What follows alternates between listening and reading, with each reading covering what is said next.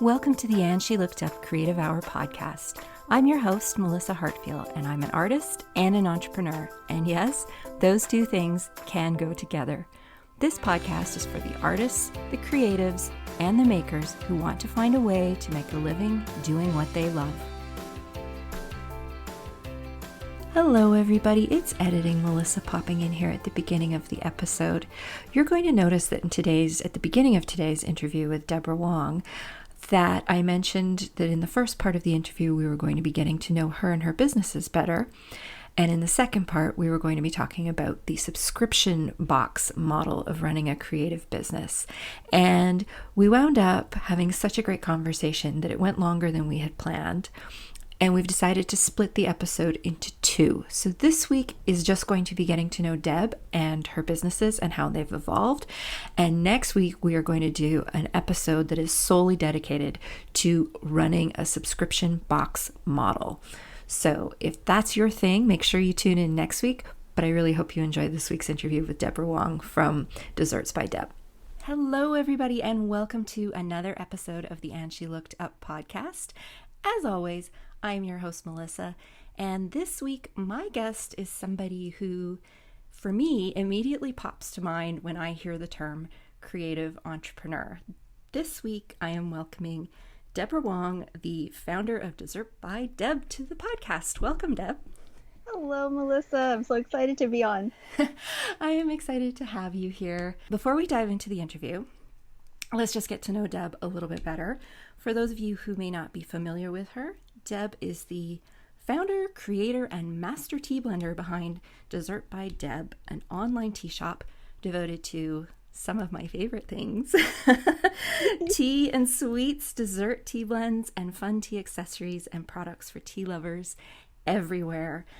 Deb spends her day creating dessert-inspired tea blends and running her business, and she thrives on making every order and mail parcel a joyous experience to brighten her customers' day. And I have received one of her parcels, and I can say she does a very good job of that. So thank you. When she's not working on her business, Deb loves to read, eat sushi, walk the streets of her hometown of Toronto, and of course, indulge in afternoon tea. So let's dive in and chat about Dessert by Deb and all the things that you do. Yes. So for the first part of the interview, we're going to be talking about how Deb's business has evolved over the years. It's gone through a few different iterations. And for the last half of the interview, we're going to be talking specifically about running a product-based business and using the subscription box or gift box model. But let's start with a question that I ask everyone who comes on the podcast, and that is, did you feel like you were creative as a kid? Yes, absolutely, 1,001%. So when I was actually listening to your other podcast episodes, I just got such a big smile on my face because I feel like we've all had aspirations as kids as to what we envisioned our lives would be like. And I think that a lot of us have, dipped our toes into a lot of creative hobbies. And for myself, I feel like my entire childhood was just one giant creative bubble. I know that when I was maybe in elementary school, I had, my goodness, about like 15 creative hobbies. And I just kind of jumped and lily popped throughout all of them. I feel like one moment my aunt was teaching me how to knit, like teaching me a stitch on some knitting needles. And the next minute I was making like jewelry with like precious gemstones or something. So definitely my childhood is full of really, really happy memories of just a lot of creative hobbies, whether it was jewelry making or scrapbooking, photography, when I got my very first film camera, the ones that you actually had to turn the dial to get to the next frame. I remember that I was so excited when that happened. And just a lot of really fun experiments like painting and watercolor, just things like that. Things that just brought a lot of joy to my life. And I don't think that has ever left me, even into adulthood. I still have hobbies that I do on the side, and they're all just really fun arts and craft hobbies. And the ones that bring me the most joy are just the ones that have always stuck with me. So definitely, it's a childhood thing that has blossomed into something that I still enjoy into adulthood. So yes. And I think it's something you incorporate a lot of different creative, I would even go so far as to say arts and crafts elements into your business, I think, which is I really, do. I yeah, do. you do, really interesting to me because I know you didn't actually go to school in a quote unquote creative field. So tell us a little bit about what it was you thought you were going to be when you decided, after you finished high school and you decided to move on to university. Oh goodness. Okay. So this it's such a complicated one because I always had visions of what I thought that I would be, and being. I think that you've talked to this with other creative entrepreneurs, but when you have so many passions, you end up being that multi-passionate entrepreneur with five different things that you want to pursue, and that was me basically in high school. I feel like part of me wanted to go culinary, another part wanted to go into things like photography, and then another part wanted to go into fashion design and styling and things like that. And for me, I grew up in a household that appreciated creativity. I feel like I owe it to my dad to um, for all the love and passion that I have for a lot of the creative hobbies that I've had, such as art and music and everything like that, because those were his hobbies and he really instilled in me a lot of love for those things. But in terms of actually seeing them as viable careers and things that would give me job opportunities, oh, my parents were just like, nope, not having it. So my education is actually just a complete 180 of the career path that I had in my mind after high school. So I actually went to school and got my bachelor's degree, a double major in law and sociology, of all things. So that was something that I did not see eye to eye with my parents about. I kind of went through the motions with my university, the 4 year degree that I did.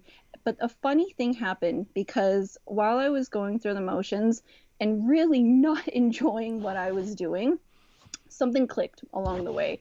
And it was actually in my 4th year of university where I'm not even sure what happened. Some kind of magic happened. I loved the professors I had. I was really engaging with the courses and the course material that I was doing, and I loved my TAs. And something just there was a switch that kind of flicked on, and I knew that I would never actually pursue law as a profession or in any kind of capacity, but it was a sociology that I really, really loved. And it was one day I was talking to one of my TAs and actually even one of my professors, and both of them, for whatever reason, I think probably days apart, they said to me, "You're going to apply for grad school, right? You're going to go get your master's." And I looked at them and I thought, I never thought about that. It did not even cross my mind to further my education after getting the bachelor's and finishing the 4 year program, simply because it never occurred to me that I could just keep going. And so when my 4th year came and went, it was a little late to kind of start grad school like right afterwards, since I hadn't even started thinking about it. So I had taken a year off after that, worked, saved up some money, and applied for the graduate program at York University. So I had done my bachelor's education at York University here in Toronto, and then applied for the grad school program at York as well. Got accepted, did my 2 year master's degree program. It actually took me 3 because I was part of the very, very long York University strike at the time. Oh, So that's it right. Yeah. delayed me at the time. But that graduate school experience, I will say very, very truthfully that I feel like I didn't get out of it academically what most people would expect me to get out of it, simply because I wasn't aiming to then go on to do a PhD, or I wasn't aiming to become a professor or to work for a research institute. So for me, the academia part kind of just abruptly ended there. But what I got out of it was just you can't even put a price on it. It's like the friendships that I made, the camaraderie that I had with the rest of my cohort, and just all of the amazing experiences that I had in graduate school. I felt like I was just let free because my time was my own. I spent a lot of time on campus, but I started going out with friends and, kind of exploring, the food scene in the city. And that's actually where the blogging came in. So it was actually 2010. I had been taking so many pictures of my food at the time, and it was actually my dad. It was my dad who he was just watching me do all of this, and he said to me, "You take so many pictures of your food. You should just start a vlog." And then I looked at him, and I was like, "You know what? You're right. I should do that." And it was one of those things where when I start doing something, I want to make sure that I'm 100% committed. I've never been a person who thought, okay, maybe I'll just try it out and see. I'm like, no, if I'm going to start a blog, I'm going to be going into this like, full steam ahead, jumping into the pool with both feet. And I'm going to really, work hard on this and make it good. And so that was, that was the beginning of, my God, the past 11 years that has really shaped my path and direction and life, and it has given me so many incredible experiences and opportunities because through writing and photographing for a blog, it opened me up to an entire world of people in the industry, a lot of other different career paths and job opportunities that most people would never even know that existed. It's like, what? That's a thing? And it's like, yes. It's like, I feel like a lot of us creative entrepreneurs, we make things into things. That's a good way to put it. We make things into things. We do. Because we're not cookie cutter, pun intended, but we don't do things in a very cookie cutter way. And so me starting my first blog, it was called 8x8. And so that was actually a fusion of my love for scrapbooking. It was a play on words, 8x8 in terms of 8 inches by 8 inches, and food. And so I really combined that together, and through that I met you and got involved in Food Bloggers of Canada. And it was actually because of my blog that I got my first job out of school.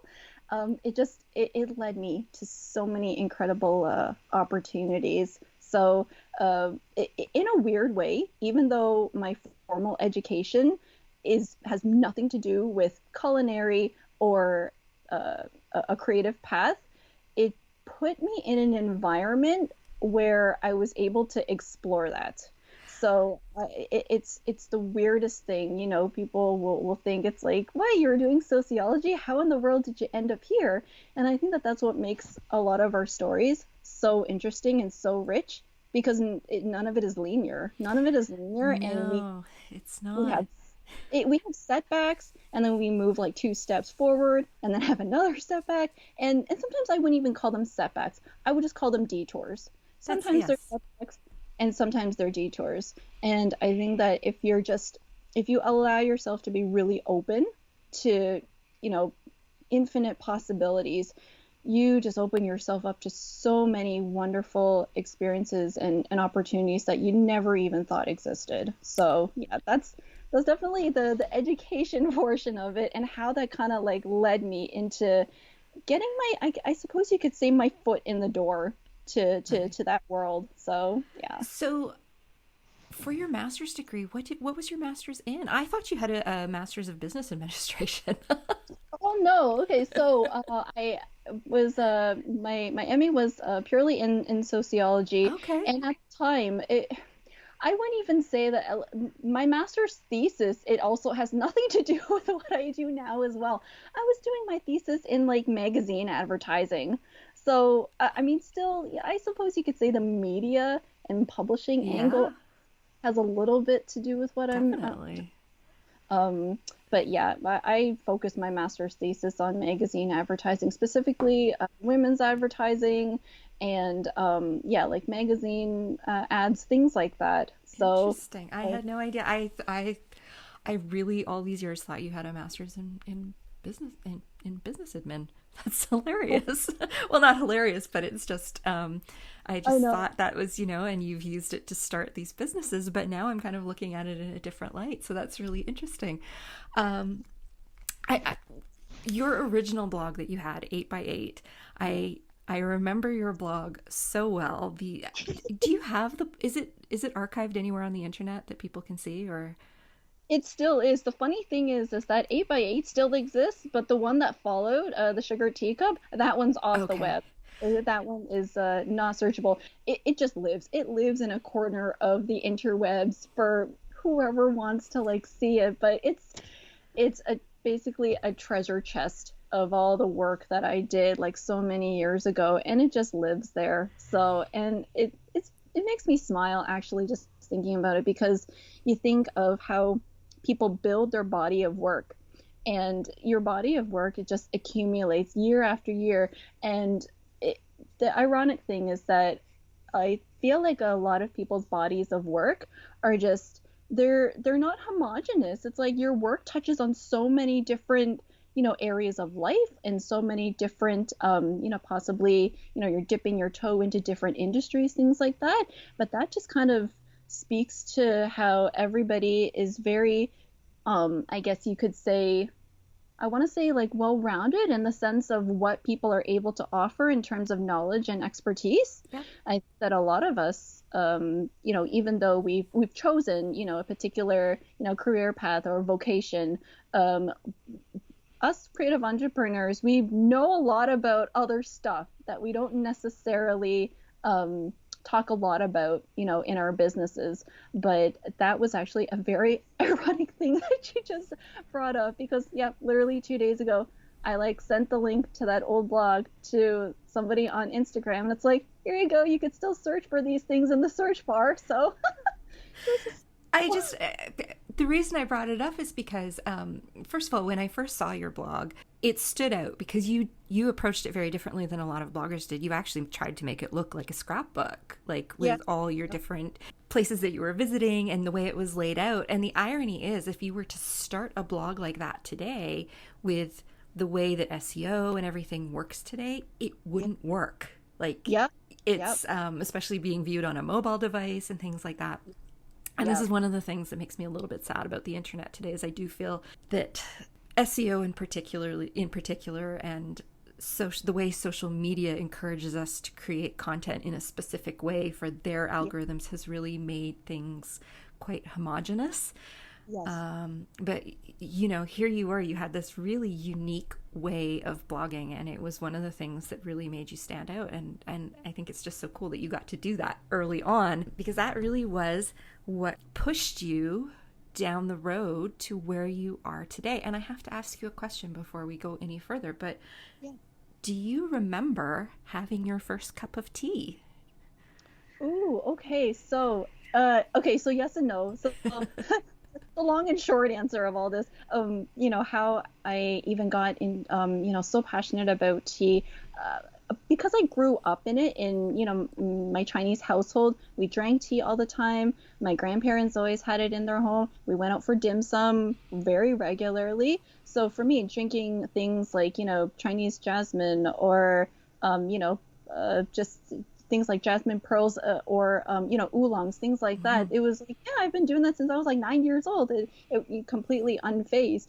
But in terms of dipping my toe into loose leaf blends, quote unquote, out there, like not connected to my household, my very first, I want to say, afternoon tea experience was November 2010, and that was at the Windsor Arms Hotel here in Toronto. And it was because they had started this thing in Toronto called the Chocolate Festival, and Windsor Arms Hotel, they had actually started to put out themed teas. And for that particular festival, they did a chocolate themed one. So all of the desserts were chocolate themed, all of the teas had some kind of like chocolate angle to it as well. So that was my very first afternoon tea experience. And in terms of, I want to say, the quote unquote like fun teas that you would get like, in a tea shop, that would have to be David's tea. And that was while I was in grad school. And see, I keep going back to that, how like, I feel like my world really, really opened up during my grad school days. And that was 2009 that I had that fun loose leaf cup of tea. And if I could say which one I had first, I feel like it was either like a creme caramel or their creme brulee. And that was one of my favorite ones. And they just kept discontinuing it and bringing it back and discontinuing it. And it annoyed me so much, because when you find something that you love, you want to keep it around for all of eternity. But yes, it was one of the two. I can't remember, but it was in 2009. And the first tea experience was 2010. So yes. My mom's from the UK, so tea, just like you being in a Chinese household, tea is just there. Yeah. It's just there. I honestly don't remember my first afternoon tea. I can't say when it was, but what was it about that experience of going to that afternoon tea that set you down this path? Because tea is really your passion now. Yep. I feel like I tell people all the time that, there's a lot of things I love in life. I love to eat, I love food, I love this and I love that. But there are two things that I just love more than anything else in the world, and that is books and that is afternoon tea. I would choose those two things over literally everything else in the world. And there's so many reasons why. I feel like there is this beautiful aspect of community, because I mean, yeah, you can do, your tea for one and everything, but a lot of the times you're sharing tea with, a friend, or maybe, a relative, maybe, my grandma or my aunt, and there is artistry behind it. It is just so beautiful to look at, and to, for us bloggers to photograph. I'm like, oh, this is like food porn for us, right? It's like we get excited not just only to eat it, but to photograph it and to chronicle it. And the stories, because you can have afternoon tea in so many different kinds of environments and settings. You can do the fancy pants thing in hotels. You can have it in little tea rooms and little cottages, things like that. And there's just so much to learn from it. You go at it from a culinary perspective. You learn about it in a cultural, historical sense. You learn about tea, travel and tourism. And so that to me is one of the most exciting and fascinating things about tea, because you can just go at it from so many angles. And I think that everybody who works in the industry, you just kind of pick where it delights you the most. And I know that for myself, as much as I would love to just investigate and have fun with every single direction I can go in, I ended up choosing to go with desserts, because that has been just a lifelong passion. And I feel like there's infinite possibility for inspiration. And that's really one of the things that drives me, is knowing that my well of inspiration will just never dry up. I'm like, there's no way that I will ever run out of ideas for, desserts and just learning and just all of that. So that's one of the key, I think, things that drives me and motivates me, is just knowing that there's just so much out there to learn and so much to discover. It's like we've got a whole world out there. And I know that, because of the pandemic, we're not exactly exploring it now, but still, we can explore through books. We can explore through, other people's stories and experiences, to a lesser extent, maybe social media. Not everybody is on social media, but, there's a lot to really love about it and to sink your teeth into, literally and figuratively. So before Dessert by Deb came along, this wasn't your first foray into a tea business. You took 8x8 and eventually evolved that into what became the sugared teacup. So tell us a little bit about that. Yep. So 8x8 evolved into the sugar teacup. And this is something that I'm really, really open about, discussing and talking about. But after I had lost my job at the end of 2013, and this was the first job that I had coming out of school, full time, office job, corporate environment. And it was something that I really, really loved. But that had come to an end. There was, a massive layoff. And unfortunately, I was caught up in that. And so with that, I had stopped blogging and I actually pretty much fell into a pretty painful 2-year depression.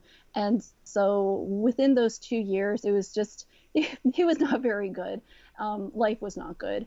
And I got to a point where I'd say, beginning of 2016, so there was, 2 years of me pretty much living life in a very, very dark hole. I got to a point where I was so fed up. I was so fed up with with how I was feeling, where I was in life, and I just thought, okay, I need to basically start my life entirely over. And when I say entirely over, obviously all the things that you've done in your life, they never leave you, but I felt like I just couldn't keep spinning my wheels anymore. And I thought to myself, okay, if I'm going to be starting my life over, what is it that I love so much that will kind of, get me back into the swing of things? I didn't know what I was going to do exactly. I didn't know what it was going to look like. I just knew that I needed to get myself out of that hole. And so the first thing that I thought of was the only thing that lights me up is tea. That is the only thing that brings me joy. And that to me was kind of at the time the only thing that I could see as being my salvation. And so I thought, okay, 8x8, I hadn't blogged for, oh God, I want to say like a full year, and I just couldn't see myself getting back into it. So I thought, okay, well, why don't I just start a new blog? I'll start a new blog, but this time it's going to be solely devoted to tea.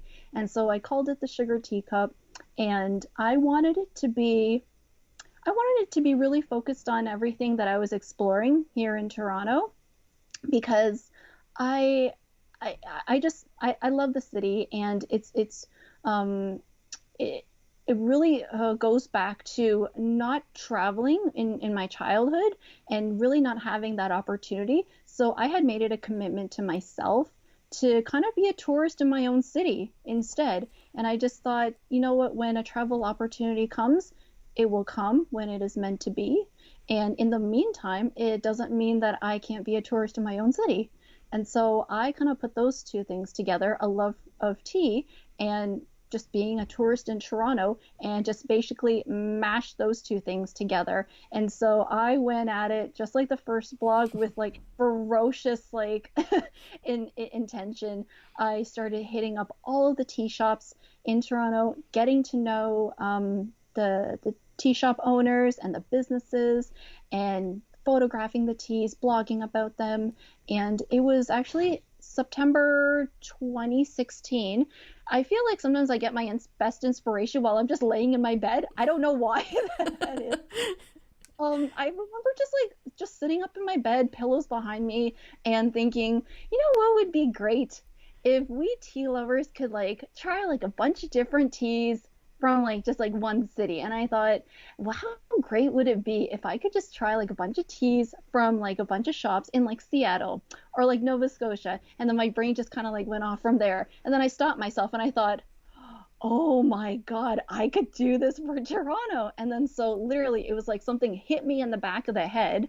And I thought, oh my gosh, I should really think about this. And so I thought I could turn this into a subscription box service, and then I could hook myself up with a bunch of tea businesses here in Toronto, feature their teas, make it a little, fun with maybe some accessories, things like that. But everything will be focused on, the Toronto tea experience. And so that is how that first business and entrepreneurial venture began. And because I came up with that idea in September, I remember telling a friend about it, and they were like, oh, well, it's too bad that you didn't come up with this sooner. You could take advantage of the holiday season. And I thought, oh, really? Watch me. And I basically started the business in a matter of 2 months and had the very first holiday season for that business. And I just I went at it for like hours at a time, just finding out materials and sources and emailing every single tea shop owner that would possibly be interested in being part of this new business idea, and yeah, just took it from there. And so that was the beginning of really when I started exploring entrepreneurship. That was my very first business, and at the time, it was a subscription box service, and it was wildly fun while I was doing it. This is something I think so many people, when they're first thinking, they're thinking they'd like to start a business, they don't really Yeah. know what it should be, they're kind of pondering ideas, but you had done something without even realizing it. You had started building all these relationships with all these tea shops throughout Toronto. So you weren't going in cold. Like, a lot of No. them knew who you were. Yes. Um, and this is something, Heather and I, when we do our joint episodes, we talk about this over and over again, the importance of research and relationships. Like, that's Yes. what being a small business owner comes down to. Yeah. And that's really what you took advantage of. You just dove in and you made it your business to get to know all these people, and it came from a very real place. This is something you're very Yes. passionate about. Once you had got that going, I don't know if it was your first holiday season or not, but I do remember you really started to hit up the market scene. Was that sort of how you got awareness for the boxes going? For sure. Like in the very, very beginning, I was just kind of going at it. I don't want to say with reckless abandon, but I wanted to really keep it personal in the very beginning, because it was my first foray into it. And so I wasn't going to start being like, oh, I'm going to like ship everything to the UK and stuff like that. I'm like, no, no, no, a little too ambitious there. So I actually started just selling to friends, family, things like that. And then it was 2017, so after the holiday season, that I thought, okay, well, that was a good holiday season. And you know better than anyone that the holiday season, prime time bread and butter selling season. So I thought, okay, well, if I don't do well during the holiday season, well, there's my answer right Right. there. Well enough, then yeah, this is something that I feel like I can really pursue. And so the holiday season went well. And so I started looking at definitely attending and being a vendor at creative markets, things like that. And oh my goodness, the learning experiences from that particular time in my life, you know what, stuff like that, it really humbles you. It humbles you right to the core, because there are some times when you just don't sell a thing, and maybe attendance isn't so great, or you're not polished yet, and that is part of the growing and learning Mhm. process. I would really be skeptical of anybody who starts a business and is just polished right off the bat. It's like, no, you're falling on your face. Like, I don't want to say all the time in your infancy, but you're basically like, baby deer on wobbly legs, because you've never been this version of yourself, right? Yeah. You weren't born as an entrepreneur, so you're not entirely sure exactly how to navigate these waters. You can read as many books as you want. You can, do as much online research as you want as well. But for stuff like this, selling in person, that takes time to really hone your message, and your marketing and your presence, and just the way that you interact with people. It's a completely different thing than e-commerce, where if you want, you can polish it up on your website and things like that. But Yes. in person, there is nothing to hide behind. Very So different. Yes, absolutely. And I think because all this time I thought that you had done your master's in business and everything. I thought, yeah. like, she's got a roadmap that she can follow. But now I realize you didn't have a roadmap. And so what you Not a actually single word. what you achieved is like, I see it in a very different light now. It's like, wow, this Yeah. is somebody who is absolutely learning as she went. Like, On the fly yeah. completely. Yep. Yep. So you also did something else really interesting during that time. You did, and I can't remember what you called it, but it was basically your tea diaries that you did every day for a year. Yes. So I called those just the Sugar Teacup Diaries, and that actually arose from I had actually went attended the Home Economists Association conference in 2017. An old colleague of mine from work is part of the association, and so I got an invite to actually be one of the vendors at the conference. And so the keynote, his name escapes me right now, but the keynote during the conference, he was talking about social media and how, home economists could possibly leverage that to, further, their vision or their message, things like that. And he was saying, at the time when people, and, this was a number of years ago. So still, I mean, in internet years, that feels like an eternity. But God, it's like, oh, 2017. That's like It's like 100 years ago. exactly. And so we were still very much into, promoting, in terms of social media, the Facebook, the Twitter, things like that, right? And there was no such thing as TikTok and, Snapchat and, all of those things. So he was saying that to give it a try, to go on Facebook Live every day, to simply just talk to your audience, talk to your customers, or just whoever is um, whoever's listening and watching. And so I thought, hey, you know what? Why don't I give that a try? It doesn't have to be long. I don't have to be on camera for, half an hour at a time. But I did that for, yes, a full 365 days. Sometimes, some of the video clips, they were longer or shorter than others, but I basically just took people along for the ride with me. Sometimes I would just film myself at home after a long day. Sometimes I would film myself walking the streets of Toronto as I was, I don't know, maybe like picking up inventory or checking out a new tea shop or just doing something. And so it was very organic. It was very organic. It was very natural, spontaneous. Yeah, and it was fun. And I just wanted to kind of do that because there's just so much that people don't see on, from the behind Yes. the Yeah. scenes perspective. There's it's, like the whole analogy of the iceberg. It's like what you see above the surface is like, my God, maybe like 2% Yeah. of what actually goes on, right? And that is something that I feel like it's an important thing for us to kind of illuminate, for everybody, whether it's our customers, our friends, our family, to really kind of be open about it. I mean, obviously, it's up to people and entrepreneurs how much they want to share and how open they want to be about their processes and about, what goes on, in their life and everything. That's something for everybody to decide personally. But I've always been a pretty open book, and I just love sharing It's such stuff. a great way to connect too, and I think probably the people who followed you along those through that entire year, they're probably your best customers.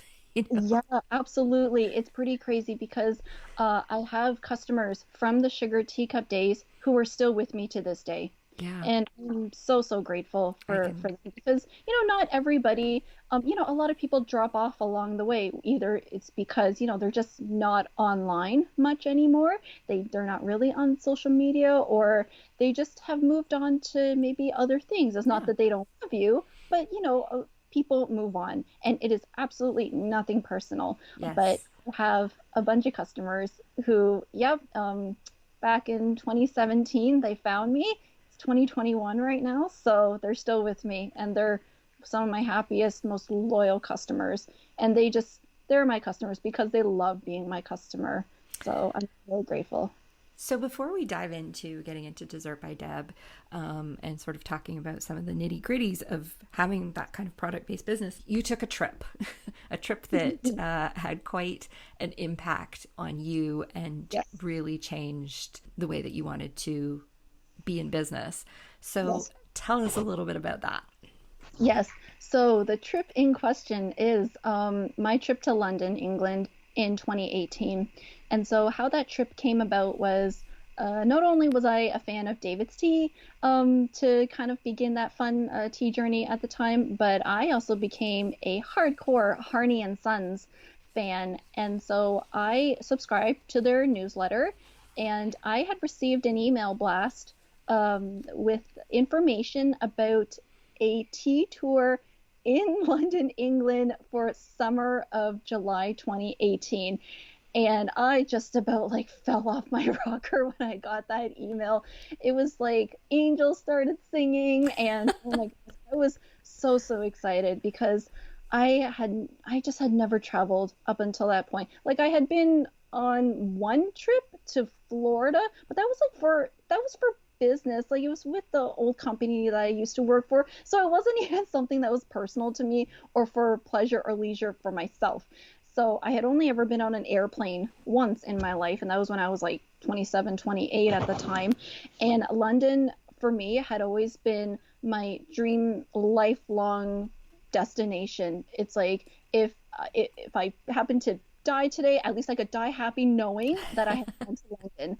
It meant that much to me. And to know that this was not just a trip to London, but a tea tour guided by one of my favorite companies in the world, I'm like, oh, well, you can't script it any better. So I really did not think too long about signing up for the trip. And so basically, that trip was for a week long tour of London.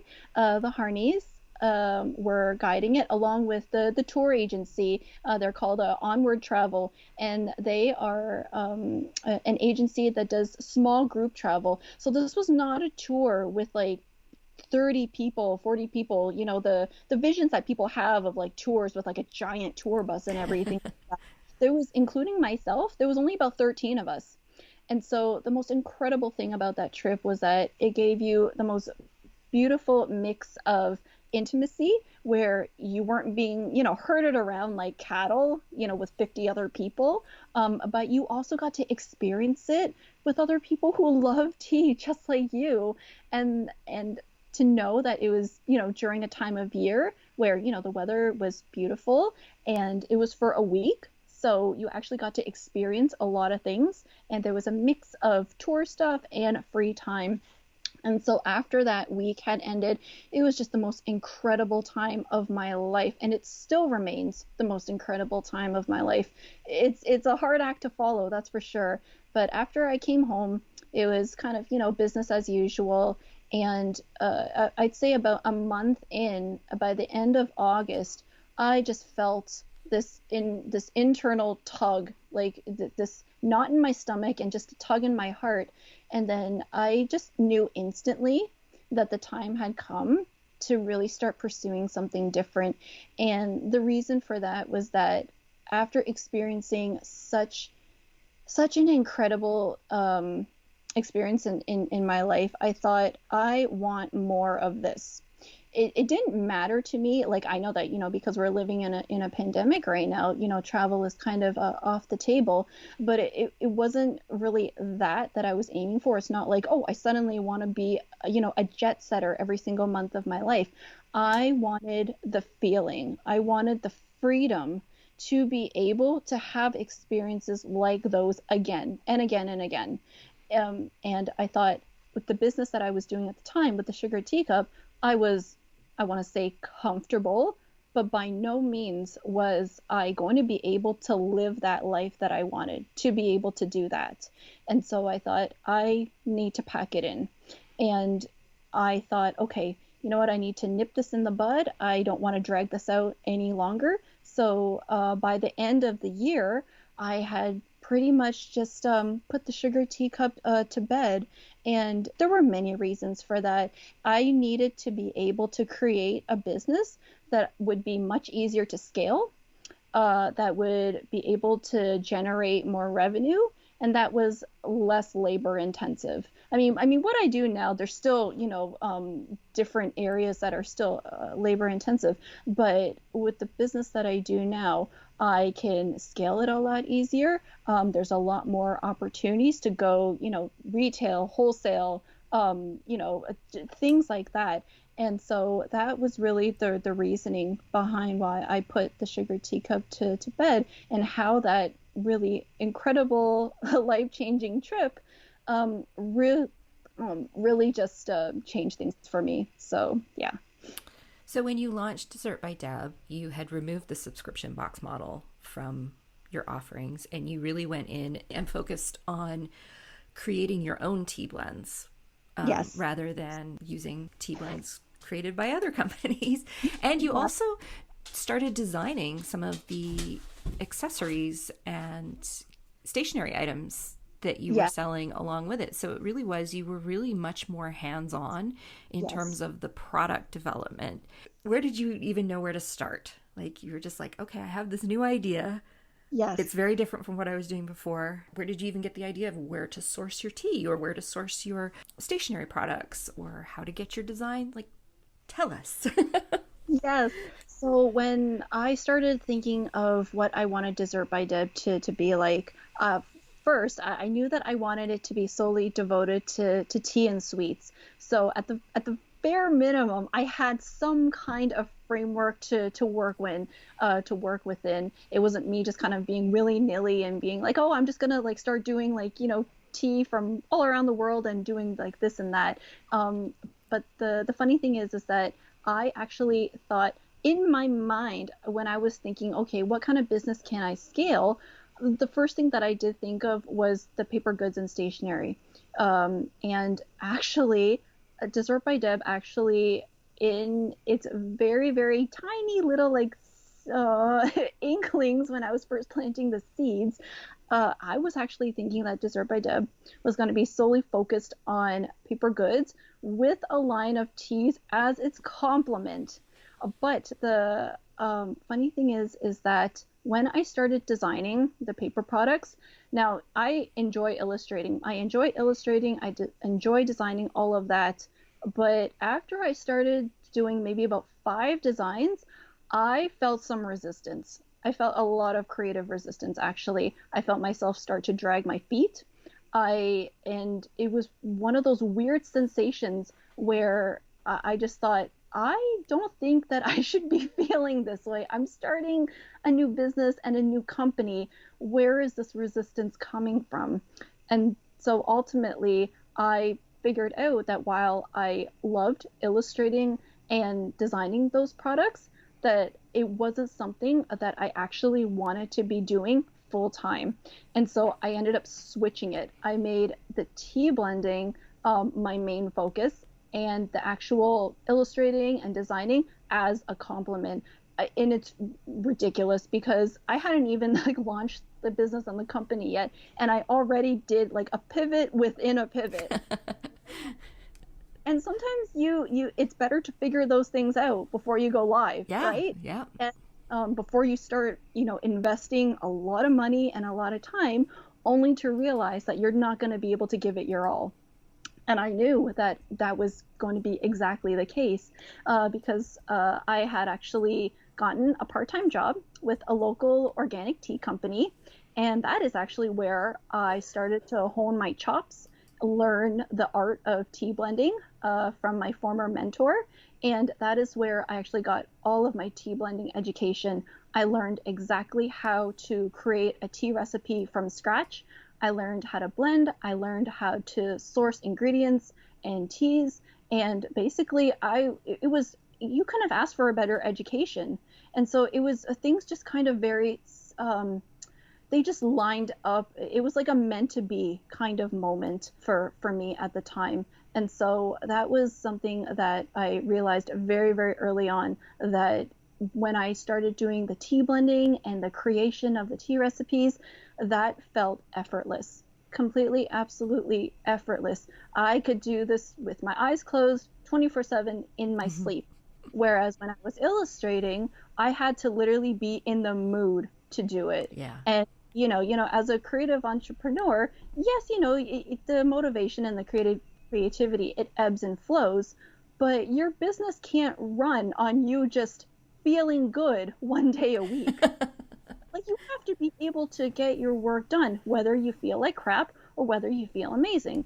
And, that's not to say that you shouldn't, honor your feelings, if you're not feeling well or if you're going through a rough time, that you should just plow ahead and ignore how you feel. That's definitely not what I'm saying. But there is, a sense that even if you're not feeling 100% motivated, you just got to sometimes power through and push through that, because I don't think that a lot of us are 100% motivated every single day.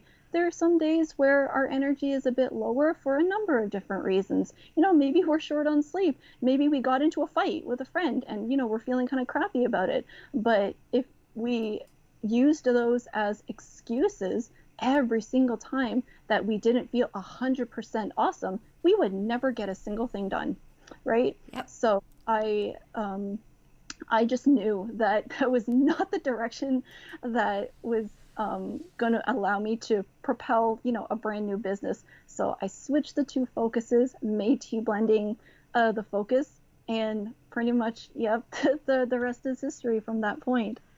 And somewhere along the way, you did bring the subscription boxes back. Yes, I did. You know what, my former customers or rather the customers who had continued to follow me from the Sugar Teacup, they had actually kind of asked me if I was planning on bringing them back. And it was one of those situations where I really just wanted to get my feet under me when I was first starting the business. I didn't want to take on too much. So I launched Dessert by Deb May 2019. And by the holiday season, I had introduced my subscription boxes back into the fold, but this time it was going to be different. They were going to be my tea blends, exclusive ones that were going to be only available to subscribers. There was going to be a dessert and sweet aspect to it because obviously being devoted to tea and sweets. And because like I said, I did enjoy, the illustration and, I do love product design, but, that was going to have to be something that I wasn't going to focus as much as the tea blending on. So the subscription boxes would incorporate, desserts and sweets and teas and, one accessory, just so there was something new and different, but that it wouldn't put so much pressure on me to be able to pump out and create those products as much as I do with the tea. Yeah. Okay, so now that we've kind of got everything behind us in terms of like understanding how you got to where you are today, I think what we're going to do is we're going to call this a day for this week, and we'll be back next week with Deb to really dive into the ins and outs of developing a gift box product or a subscription box product, and just what it's like to go through the whole sourcing, selling, pulling things together in next week's episode. So, Deb, thank you so much for being here this week and for coming back next week. For those of you who are looking to connect with Deb online, you can find her at her online shop, Dessert by Deb, or you can also find her on Instagram, which is where she's most active online, also at Dessert by Deb. So that's it for this week, everyone. Thanks so much for joining us, and we'll be back with you all next week. Talk to you soon. Thank you so much for joining us for the And She Looked Up Creative Hour. If you're looking for links or resources mentioned in this episode, you can find detailed show notes on our website at andshelookedup.com. While you're there, be sure to sign up for our newsletter for more business tips, profiles of inspiring Canadian creative women, and so much more. If you enjoyed this episode, please be sure to subscribe to the show via your podcast app of choice so you never miss an episode. We always love to hear from you, so we'd love it if you'd leave us a review through iTunes or Apple Podcasts. Drop us a note via our website at andshelookedup.com or come say hi on Instagram at andshelookedup. Thanks for listening, and we'll see you next week.